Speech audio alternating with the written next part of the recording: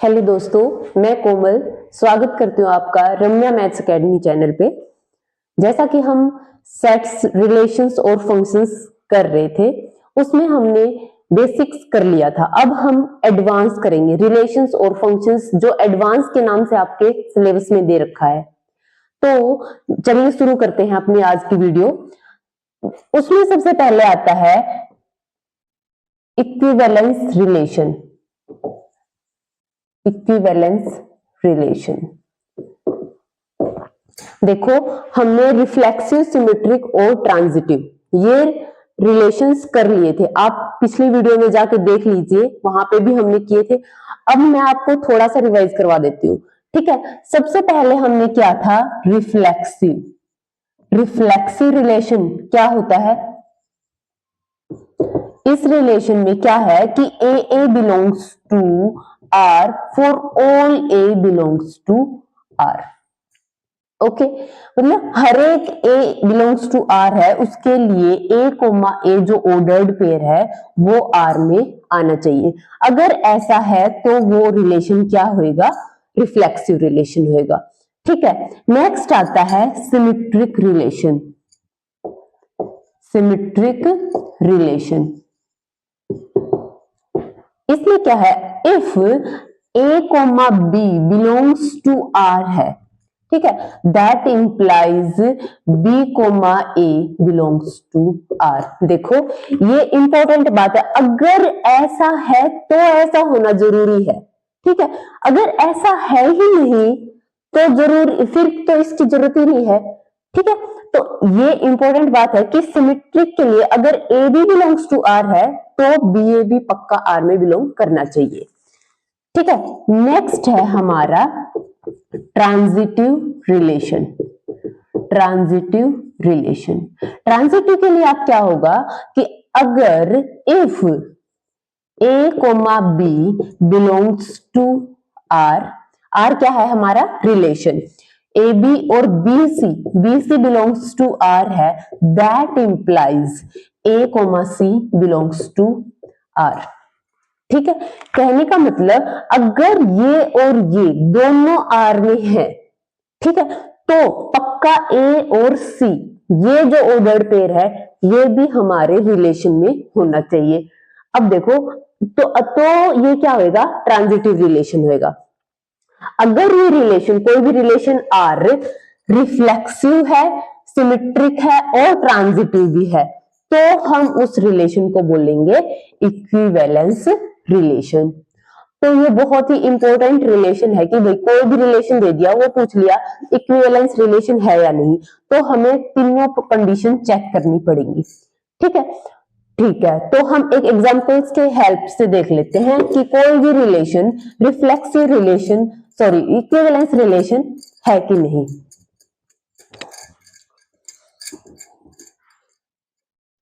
ठीक है, तो देखिए भाई, सबसे पहले हमारा एग्जांपल आता है कि T क्या है, set of all triangles in a plane. In a plane, ठीक है, और R हमने रिलेशन दे दिया कि T1 comma T2 such that T1 is congruent to T2। तो हमसे पूछ रहा है क्या R इक्विवेलेंस रिलेशन है, इक्विवेलेंस रिलेशन है। तो बताओ भाई, क्या आप इसको देख के बता सकते हो? सबसे पहले इक्विवेलेंस के लिए क्या होना चाहिए, रिफ्लेक्सिव। रिफ्लेक्सिव के लिए क्या होना चाहिए, अगर A बिलोंग्स टू R है तो A कोमा A R में बिलोंग करना चाहिए, ठीक है। A हमारा सेट में बिलोंग करता है, सेट हमारा क्या है, ए मतलब सेट में बिलोंग करता है, तो सेट है हमारा T, यहाँ पे सेट ऑफ ऑल ट्रायंगल, मतलब एक ट्रायंगल है हमारे पास, कोई भी आर्बिट्रेरी ट्रायंगल है, क्या वो ट्रायंगल खुद के कॉन्ग्रुएंट होती है, क्या T1 is congruent to T1 है, क्या है, यस है, क्योंकि हर एक ट्रायंगल खुद के ही कॉन्ग्रुएंट होती है। ये रिजल्ट हम छोटी क्लासेस में करते ही हैं। तो yes, this relation is reflexive. Okay, next आता है सिमेट्रिक। अब देखो भाई, सिमेट्रिक के लिए क्या करोगे? सिमेट्रिक में है, अगर a comma b belongs to r है। पहले का क्या मतलब है? इस बात का क्या मतलब? हमारे रिलेशन के अकॉर्डिंग इस बात की डेफिनेशन चेंज हो जाती है। यहाँ पे a और b क्या है? ट्रायंगल्स है। तो ट्रायंगल्स T1 और T2, T1 is congruent to T2 है। ठीक है, ये हम मान के चलेंगे कि late T1 is congruent to T2। तो हमें चेक करना है कि T2 भी कॉन्ग्रुएंट है T1 के, कॉन्ग्रुएंट है T1 के। If yes then this relation is symmetric, otherwise no. Okay, तो अब देखो T1 कॉन्ग्रुएंट है T2 के, तो एक ट्रायंगल T2 के कॉन्ग्रुएंट है, ये T1 है, ये T2 है, तो T2 भी तो T1 के कॉन्ग्रुएंट ही होएगी। ठीक है, तो इस बात से हमें यह समझ आता है कि अगर T1 कॉन्ग्रुएंट टू T2 है तो T2 भी पक्का T1 के कॉन्ग्रुएंट होगी। तो ये तो रिलेशन सिमेट्रिक भी है। ठीक है, नेक्स्ट आता है ट्रांजिटिव।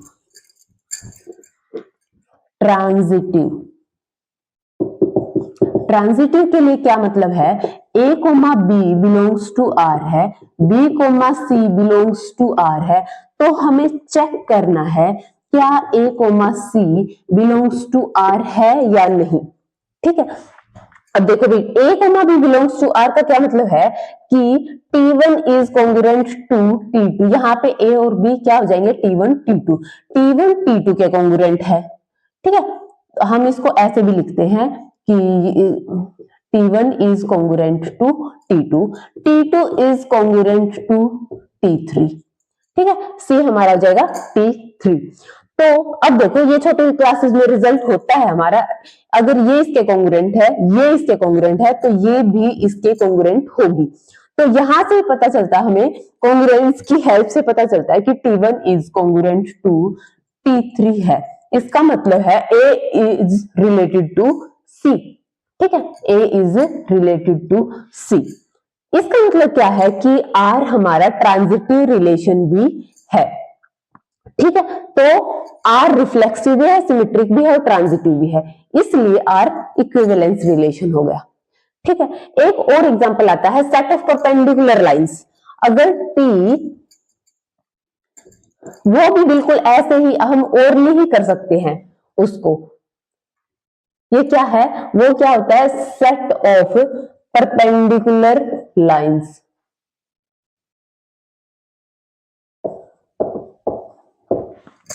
ठीक है भाई, तो देखो सेट ऑफ परपेंडिकुलर लाइन में क्या, फर्स्ट ये एक लाइन है। ठीक है, तो क्या लाइन ये खुद के ही परपेंडिकुलर है? बताओ, ये खुद के परपेंडिकुलर तो नहीं है ये लाइन, तो ये रिलेशन रिफ्लेक्सिव रिलेशन नहीं होगा। ठीक है, अगर ये यहाँ पे सेट ऑफ पैरेलल लाइंस होता, पैरेलल लाइंस, तो हर एक लाइन खुद के ही पैरेलल तो होती है, तो उस केस में ये रिफ्लेक्सिव रिलेशन हो जाता।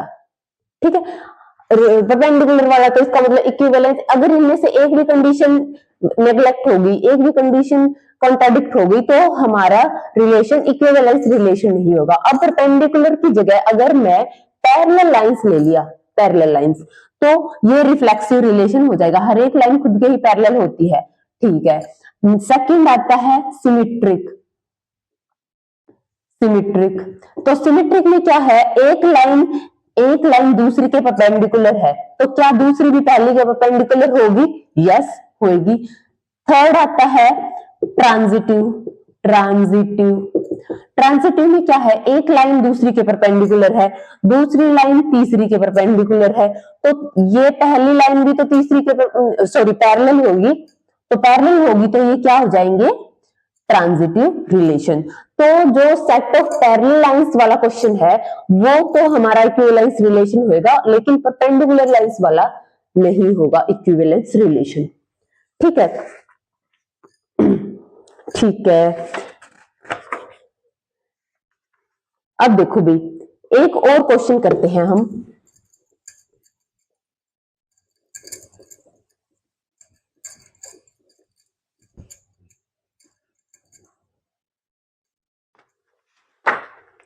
क्वेश्चन है कि R is equal to A comma B such that 2 divides A minus B। ठीक है, तो किस पे है? In the set of integers. Relation R ये किस पे है और A B कहां से आ रहे हैं? इंटीजर्स पे। ठीक है, ये रिलेशन दे रखा है हमसे और पूछ रहा है क्या ये इक्विवेलेंस रिलेशन है या नहीं। ठीक है, इक्विवेलेंस रिलेशन है या नहीं। सबसे पहले क्या करो? रिफ्लेक्सिव। रिफ्लेक्सिव के लिए क्या देखो, अगर A बिलोंग्स टू Z है, कोई भी ये एक इंटीजर है, तो क्या A माइनस क्या करेंगे? A उसका खुद के साथ डिफरेंस A माइनस A क्या होगा? 0 एंड 2 डिवाइड्स 0, 2 डिवाइड्स 0। तो yes, this is reflexive. Reflexive. Next आता है सिमेट्रिक। सिमेट्रिक। सिमेट्रिक के लिए देखो क्या है, अगर A comma B belongs to R है, ऑलरेडी है, तो हमें चेक करना है क्या B comma A B R में बिलोंग करेगा या नहीं करेगा। तो अगर A B belongs to R है, इसका मतलब क्या है कि 2 डिवाइड्स A माइनस B। ठीक है, तो अगर 2 इसको डिवाइड करता है तो 2 B माइनस A को भी तो डिवाइड करेगा। 2 4 को डिवाइड करता है तो 2 माइनस 4 को भी तो डिवाइड करता है ना, तो इसीलिए 2 B माइनस A को भी डिवाइड करेगा। आप इस बात को अगर ऐसे समझ नहीं आ रहा तो ऐसे भी लिख सकते हो। डिवाइड करने का क्या मतलब है? A minus B is equal to 2 into something integer आएगा कोई n1। ठीक है, तो B minus A is equal to minus 2 into n आ जाएगा। 2 इंटू कोई इंटीजर माइनस n को नया इंटीजर दे दो, माइनस n को नया इंटीजर दे दो n2, तो 2 इंटू n2 हो गया। तो इसका मतलब 2 डिवाइड्स B माइनस A। तो yes, this is symmetric relation. ठीक है, नेक्स्ट आता है भाई ट्रांजिटिव है कि नहीं। ट्रांजिटिव रिलेशन है कि नहीं, इसका मतलब है कि 2 divides A minus B, 2 divide B minus C, तो हमें चेक करना है कि क्या 2 डिवाइड A माइनस C है या नहीं। ठीक है, तो उसके लिए देखो इसमें भी हम ऐसे ही, अब देखो क्योंकि अगर 2 इसको डिवाइड करता है, 2 इसको डिवाइड करता है, तो इनके सम और डिफरेंस को भी डिवाइड करेगा। अब अगर इस बात से ऐसे समझ नहीं आ रहा है तो फिर से हम इसको ऐसे ही लिख सकते हैं, A माइनस बी को 2 इंटू n1 लिख लो और B माइनस सी को 2 इंटू n2 लिख लो। इन दोनों को सम करो तो A minus C is equal to 2n1 plus 2n2 हो जाएगा। ठीक है, अब इसको हम क्या लिख सकते हैं? 2 into n1 plus n2। n1 plus n2 भी एक नया इंटीजर होगा, उसको मैं नाम दे देती हूँ n3। तो इसका मतलब क्या है? a minus C is equal to 2 into n3। इसका मतलब क्या है? 2 डिवाइड्स a माइनस सी। तो इसका यहां से हमें यह समझ आता है कि ये एक ट्रांजिटिव रिलेशन भी है। तो जो ये रिलेशन है ये हमारा इक्विवेलेंस रिलेशन है। इक्विवेलेंस रिलेशन है। ठीक है भाई, अब देखो यहां से हमें इक्विवेलेंस क्लास का कंसेप्ट भी समझना है। इक्विवेलेंस क्लास क्या होती है कि जो रिलेशन है जिस सेट पे डिफाइन है ना, किस पे डिफाइन है? यहाँ पे जेड पे डिफाइन है। तो जो जेड पे डिफाइन है इस सेट को ये रिलेशन इक्विवेलेंस क्लासेस में ब्रेक कर देता है, मतलब पूरे सेट को इक्विवेलेंस क्लासेस में ब्रेक कर देता है। ठीक है, अब देखो कैसे करेगा। यहाँ पे जीरो बताओ किससे रिलेटेड है? 2 माइनस 0 करो। 2 माइनस 0, 2 डिवाइड्स 2 माइनस 0। ठीक है, 4 माइनस 0, 2 डिवाइड्स 4 माइनस 0। ये क्या है? एक इवन नंबर है। 6 माइनस 0, 2 डिवाइड 6 माइनस 0। इसका मतलब 0 is related to 2, 0 is related to 4, 0 is related to 6। ठीक है, अब क्या ये 0 1 से रिलेटेड है? तो 0 माइनस 1 करो, क्या 2 इसको डिवाइड करता है? No, this does not divide 2। 2 does not divide 0 minus 1, तो 0 इज नॉट रिलेटेड टू 1। ठीक है, तो आप देखोगे कि जो ये इवन इंटीजर्स हैं ये सब आपस में रिलेटेड हैं। 2 माइनस 4 करोगे वो भी 2 उसको भी डिवाइड करता है, 4 माइनस 6 करोगे तो 2 उसको भी डिवाइड करता है। ठीक है, तो सारे इवन इंटीजर्स एक दूसरे से रिलेटेड हैं। ठीक है, और सारे ओड इंटीजर्स भी एक दूसरे से रिलेटेड हैं। ठीक है, और 0 किस में है? इवन इंटीजर्स में आया था, अभी हमने देखा था 0 प्लस इवन इंटीजर, 0 को भी हम इवन इंटीजर ही बोलते हैं। ठीक है, ठीक है, तो हमें अभी देखो कोई भी इंटीजर है यहाँ, चाहे तो ओड होएगा चाहे इवन होएगा, तो बेसिकली दो सेट्स में डिवाइड कर दिया हमारे रिलेशन ने, किसको? सेट ऑफ इंटीजर्स को। इसलिए जो ये दो क्लास बनी है इनको हम बोलते हैं इक्विवेलेंस क्लासेस। अब देखो ये इक्विवेलेंस क्लासेस की प्रॉपर्टीज भी हम यहां से देख सकते हैं। क्या? सबसे पहली प्रॉपर्टी है कि कितनी भी नंबर, यहाँ पे 2 बनी है, जरूरी नहीं हर केस में 2 ही बने, कितनी 3 बन सकते हैं, 4 बन सकती है, 5 बन सकती है, अकॉर्डिंग टू जीरो रिलेशन क्या है हमारा। ठीक है, फॉर एग्जाम्पल यहाँ पे 3 डिवाइड्स a माइनस बी होता तो उस केस में 3 इक्विवेलेंस क्लासेस होती। ये क्वेश्चन आप अपने आप ट्राई करके देखना कि यहाँ पे 3 लेके देखना, तो देखना कितनी इक्विवेलेंस क्लासेस बन रही है हमारी। ठीक है, ठीक है, तो अब देखो यहाँ पे इक्विवेलेंस क्लासेस की क्या प्रॉपर्टी निकल के आती है कि जो यूनियन ऑफ इक्विवेलेंस क्लासेस है, AI मान लो इक्विवेलेंस क्लासेस है, इन सब का यूनियन इज इक्वल टू पूरा X बन जाएगा। X क्या है हमारा? सेट अंडर कंसिडरेशन, वो पूरा X बन जाएगा। ठीक है, एक तो ये प्रॉपर्टी है इक्विवेलेंस क्लासेस की। दूसरा देखो यहां में और यहां में कुछ भी कॉमन नहीं है, आप कोई भी रिलेशन उठा लेना, उसकी इक्विवेलेंस क्लासेस निकालना और ऑब्जर्व करना कि इन दोनों में कभी भी किसी भी इक्विवेलेंस क्लासेस में कुछ भी कॉमन नहीं होता। इसका मतलब intersection of AI is equal to 5 for all I। उन सबका इंटरसेक्शन क्या होता है? 5 होता है। ठीक है, तो ये था भैया हमारा इक्विवेलेंस रिलेशन। ठीक है, अब एडवांस में फंक्शंस में एडवांस और कर लेते हैं हम। ठीक है, तो फंक्शंस क्या है? सबसे पहले आता है भाई हमारा 1-1-on-to फंक्शंस। फंक्शंस कर रहे हम, ठीक है, उसमें आता है 1-1 और on-to। क्या होते हैं भाई ये?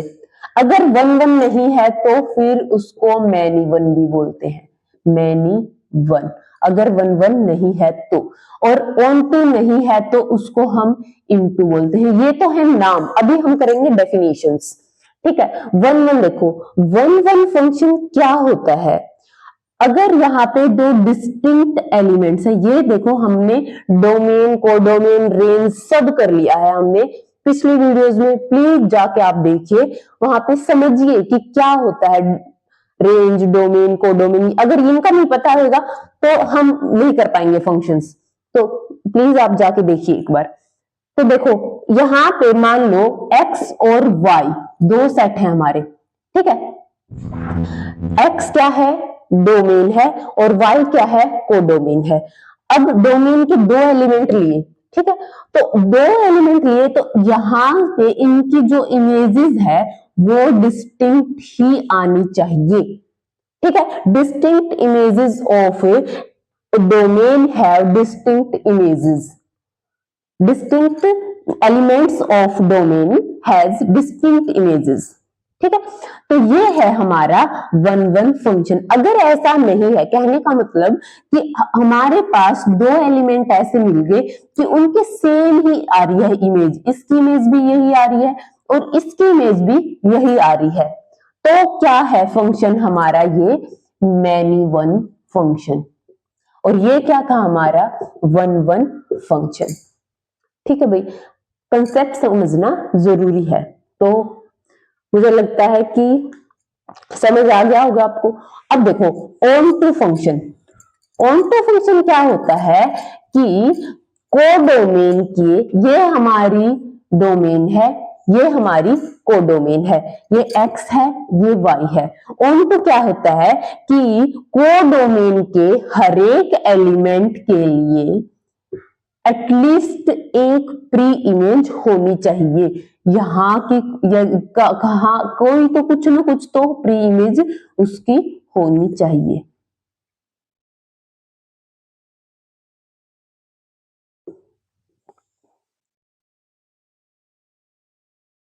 ठीक है, अब देखो ये फंक्शन है हमारा, तो ये फंक्शन हमारा क्या है, ऑन टू फंक्शन। यहाँ पे कोई ऐसा एलिमेंट नहीं है जिसकी प्री इमेज एग्जिस्ट ना करती हो।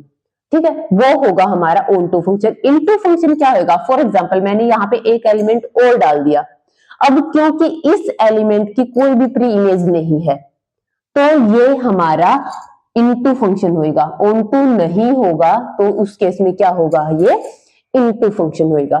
ठीक है, तो ये था भी हमारा वन वन और ऑन टू फंक्शंस। इनके बेसिस पे हम कुछ एग्जांपल्स कर लेते हैं कि भाई चेक कैसे करेंगे कोई भी फंक्शन वन वन है कि नहीं है, ऑन टू है या नहीं है।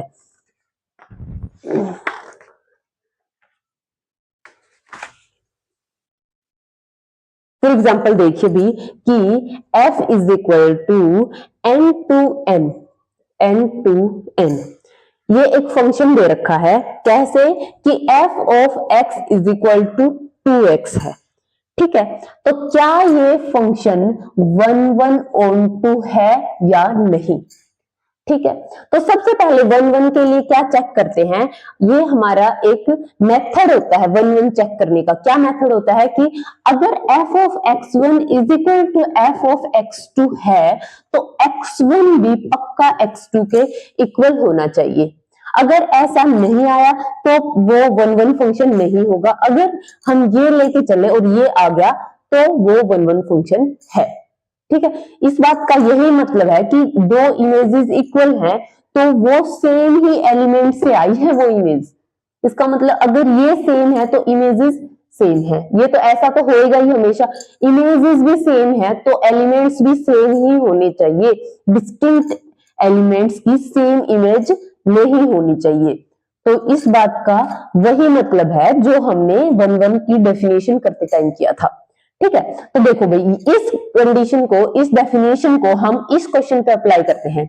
f of x1 is equal to f of x2, f क्या है यहाँ पे 2x, तो 2x1 is equal to 2x2, 2 से 2 कैंसिल हो जाएगा, x1 is equal to x2। तो क्या आया इसका मतलब, ये एक वन वन फंक्शन है। ठीक है, ठीक है, नेक्स्ट आता है क्या ये एक ऑन टू फंक्शन भी है। जब भी हमें ऑन टू की बात करनी है पेपर में भी कभी भी, मतलब कि वहां पे ऑप्शंस होते हैं, तो हम ये देखना है कि ऐसा एलिमेंट ढूंढना है हमारी कोडोमेन में कि कहीं कोई ऐसा एलिमेंट तो नहीं है जिसकी कोई भी प्रीइमेज नहीं है। ऑन टू के लिए हमेशा यही करना है। तो देखो नेचुरल नंबर कहां से शुरू होते हैं, 1 2 3 4 अप टू सो ऑन। तो क्या देखो वन की प्रीइमेज आएगी, वन इमेज आना चाहिए किसी न किसी एलिमेंट का, तभी उसकी प्रीइमेज आएगी। तो मान लो वन किसी एलिमेंट की इमेज है, इज इक्वल टू 1 है, तो x की वैल्यू क्या आई 1/2, लेकिन x की वैल्यू 1/2 यहाँ पे होगी तभी तो ये यहाँ पे 1 आएगा, लेकिन 1/2 तो नेचुरल नंबर होता ही नहीं है, इसलिए 1 कभी भी नहीं आ सकता। इस फंक्शन की वैल्यू 1 कभी भी नहीं आ सकती। ठीक है, इसलिए ये फंक्शन ऑन टू फंक्शन नहीं है। ठीक है, आई बात समझ। लेकिन देखो इसी क्वेश्चन को हम दोबारा करते हैं और हम ये, मैंने सिर्फ इसमें इतना चेंज किया, यहाँ पे नेचुरल नंबर की जगह मैंने रियल नंबर डाल दिया, रियल नंबर। ठीक है, अब देखो क्या ये function one one onto है। वन वन के लिए फिर से वही बात, f of x1 is equal to f of x2, तो 2x1 is equal to 2x2, x1 is equal to x2। हाँ वन वन तो है ये 1 1 तो है। ऑन टू के लिए क्या कहोगा कि दिस इज इक्वल टू कोई भी रियल नंबर डाल दो आप, कोई भी रियल नंबर। जैसे एग्जांपल उसमें 1 पे दिक्कत आ रही थी ना, यहाँ पे 1 डाल के देखो, x की वैल्यू क्या आ जाएगी 1/2, लेकिन 1/2 एक रियल नंबर है, तो ये तो हमारी डोमेन में है, तो 1/2 डालेंगे यहाँ पे तो 1 आ जाएगा। यहाँ पे आप कुछ भी डाल लो, x की वैल्यू डिवाइड, जो वैल्यू आप डालोगे उसके डिवाइड बाय 2 कर दूंगी मैं, उसमें वो क्या होगा, एक रियल नंबर होगा। तो इसलिए ये फंक्शन अब 1 1 ऑन टू है। तो ये अब फंक्शन क्या है, 1 1 भी है और ऑन टू भी है। तो इस बात का ध्यान रखना कि डोमेन और कोडोमेन क्या दे रखी है। इस एग्जांपल से आपको पता चल गया होगा कि भाई फंक्शन ही इंपॉर्टेंट नहीं है, सिर्फ डोमेन और कोडोमेन भी तो इंपॉर्टेंट है। क्यों? क्योंकि रोल तो उन्हीं का है, डोमेन के हर एक एलिमेंट के लिए, कोडोमेन के हर एक एलिमेंट के लिए।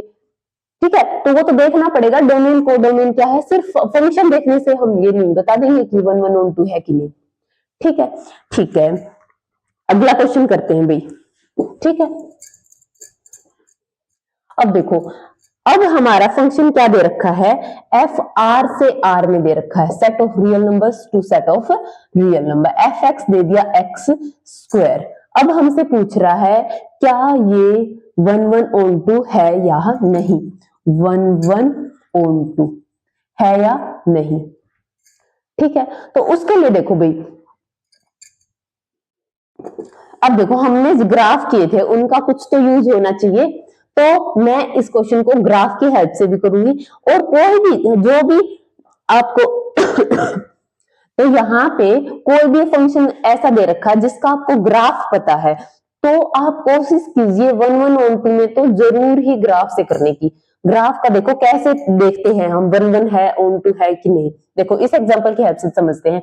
अब क्योंकि इस फंक्शन का ग्राफ ये है, f x is equal to x square का ग्राफ है ये है y is equal to x square. अब देखो 1 1 के लिए क्या होता है कि डोमेन का कोई भी एलिमेंट हो उसके कोरस्पॉन्डिंग डिस्टिंक्ट इमेज आनी चाहिए।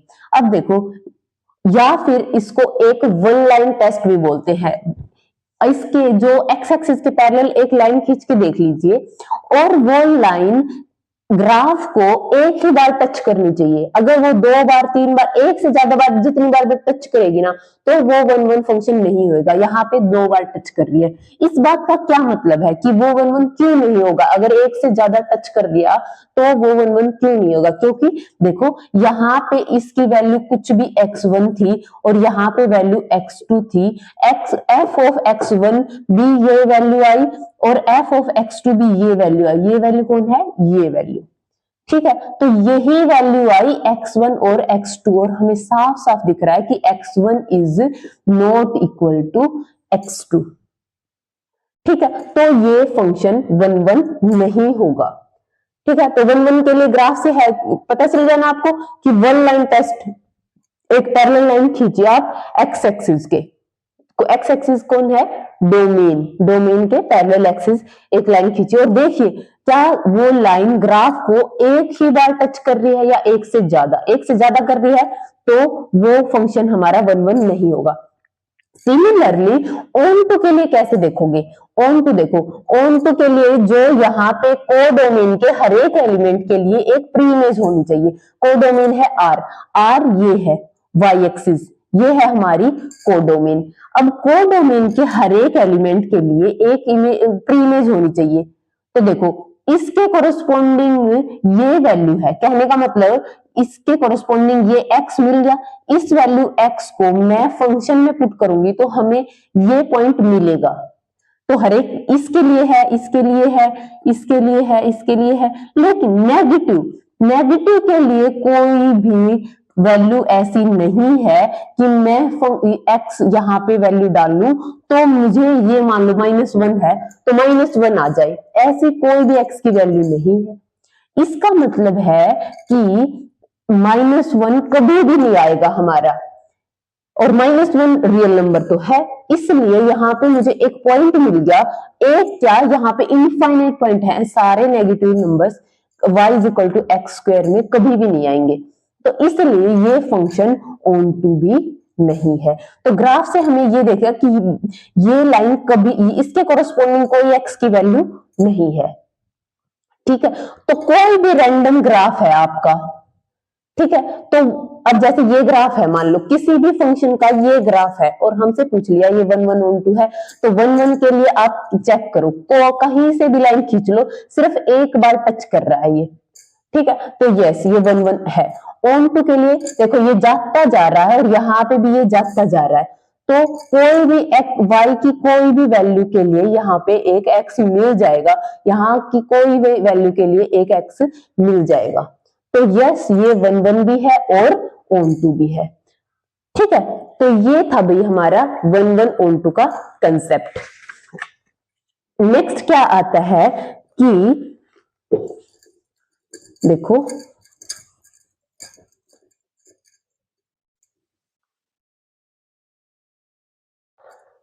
देखो भाई यहां पे f कोई भी फंक्शन है x टू y, x और y दोनों क्या है, फाइनाइट।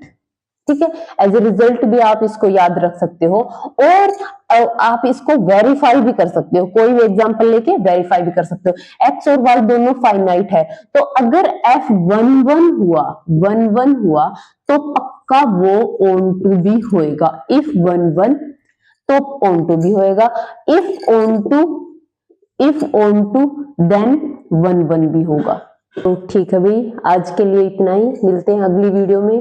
उम्मीद करती हूँ आपको ये वीडियोस पसंद आ रही होंगी, और अगर पसंद आ रही है तो ऐसे ही लाइक शेयर और सब्सक्राइब करते रहिए। Thank you so much.